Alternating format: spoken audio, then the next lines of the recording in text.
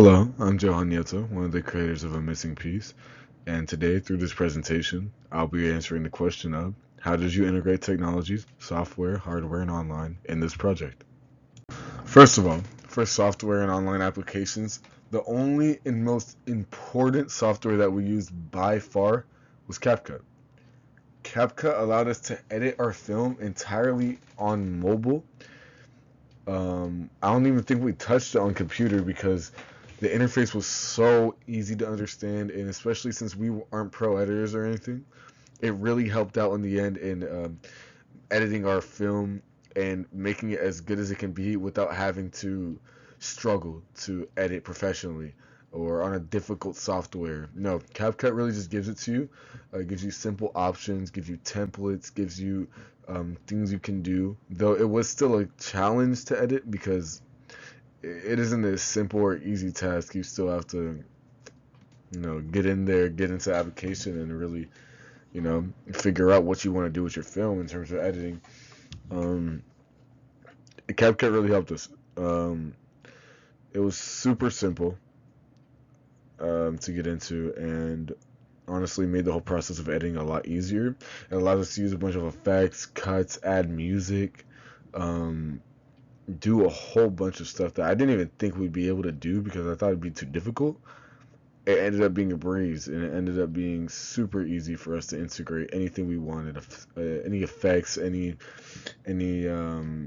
video effects, sound effects, background noise, like I said, music. It offered us everything, so I'm very grateful for that, especially when it comes to software and online applications.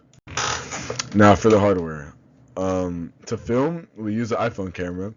Simple, good quality, very easy to access. Everyone's filmed with an iPhone camera before, so the main thing we were worried about was getting angles, but the camera on the iPhone it's a phone, so it's very adjustable. You can really get any angle you want. Maybe not super high angles, but for the most part, we didn't need any. So we were able to get anything we wanted, and it was going very smoothly. You could record an amazing quality, and you just gotta hold it in your hand and press the button.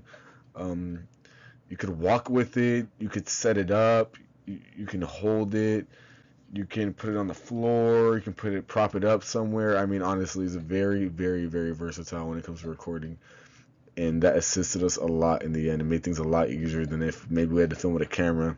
Always gotta hold the camera. We don't really know how to fully work the camera, even though we had experience with it earlier in the year.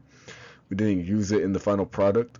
It was a good experience, but I think it would have been much harder to use an actual camera. Maybe better quality, but it would have been much harder in the long run. We also don't use these mini mics. Now, these mini mics were Bluetooth. Very simple. All we had to do was hook them up to the phone, hook them up to our shirts, boom, good to go. It was very simple. It was very self-explanatory. Well, I don't know about simple. At first, we couldn't really get the mics to work. Took a day off of our recording schedule.